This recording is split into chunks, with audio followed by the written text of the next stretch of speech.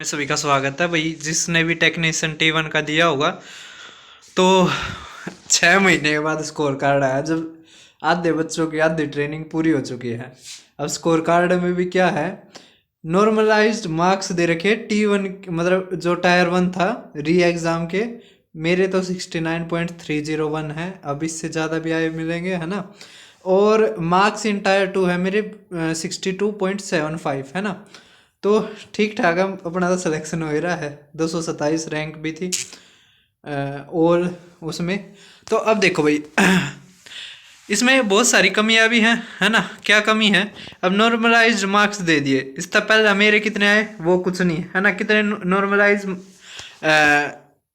Marks मुझे मिले, मतलब कितने ऐड हुए वो कुछ नहीं, है ना। तो ट्रांसपेरेंसी आईसीआर के पेपरों में मुझे बहुत कम दिखाई देती है। ऐसा ही असिस्टेंट का था, उसका भी कुछ नहीं पता लगा था, बस एक पीडीएफ डाल दी थी, है ना।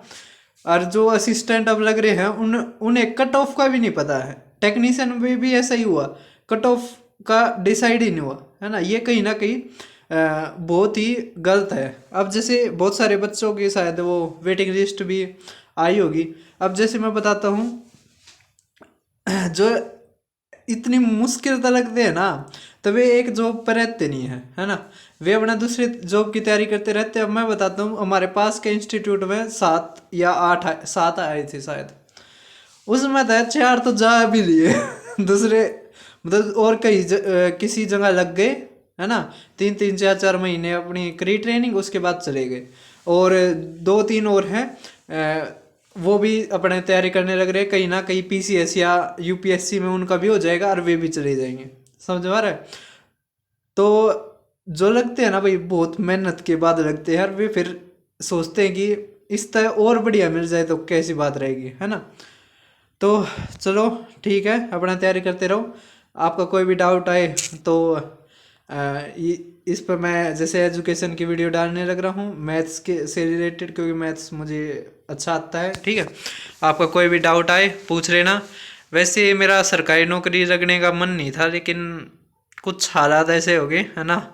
मैं जुगाड़ कर नहीं पाया पैसों का, इस कारण मैं टीचर सही तरह बन नहीं पाया ना। था क्या बता, आज मैं बढ़िया टीचर बना बैठा हूँ, बैठता था। अब बैठा नहीं हूँ, अब तो मैं सरकारी है मैं हूँ। अब देख रहा हूँ मैं थोड़ा अधिकारी ही बन जाऊँ तो अच्छा रहेगा, है ना। कब तक कर्मचारी रहेंगे तो आप भी अपना भाई, सबके ना मन की शांति होनी चाहिए। हमारी मन की शांति इसमें नहीं हो रही।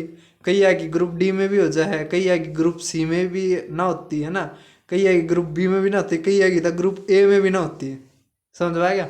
तो सबका अलग अलग है, चलता रहेगा, सबके व्यूज़ है ना। स्वतंत्रता है अभी तो इतनी तो अपना तैयारी करते रहे। बहुत सारे देखो, 2025 है ना, बहुत ज़्यादा नौकरी वाला एग्ज़ाम, मतलब वो होगा साल, क्योंकि आरपीएफ के लगभग सारे हैं वो आएंगे। जैसे 2025 का तो कैलेंडर भी आ रहा है। एएलपी मान लिया 2-3 महीने लेट हो सकता है। उसके अलावा एसएससी का, है ना, स्टेट के भी कई एग्जाम आने वाले हैं। तो अपना तैयारी करते रहो भाई। ये मत दिक्कत रहो कि इसमें ट्रांसपेरेंसी नहीं हुई। आवाज़ उठा सकते हो, उठाओ, ठीक है। आवाज़ उठाओगे ना कहीं कुछ ना कुछ जो कमी होगी ना, मैं ये तो कहता नहीं, 100 कमियों में से कम 8-9 कमी होंगी, वो तो ठीक होंगी ना, समझ में आ गया। फिर आवाज़ उठाओगे, फिर और कमी हो जाएंगी दूर, ठीक है। और आवाज़ जब नहीं उठाओगे तो फिर क्या ही है।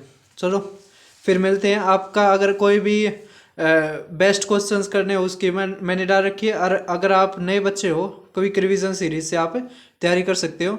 तो फिर मिलते हैं। आपका कोई भी डाउट हो तो कमेंट बॉक्स में लिख देना, ठीक है। चलो फिर मिलते हैं।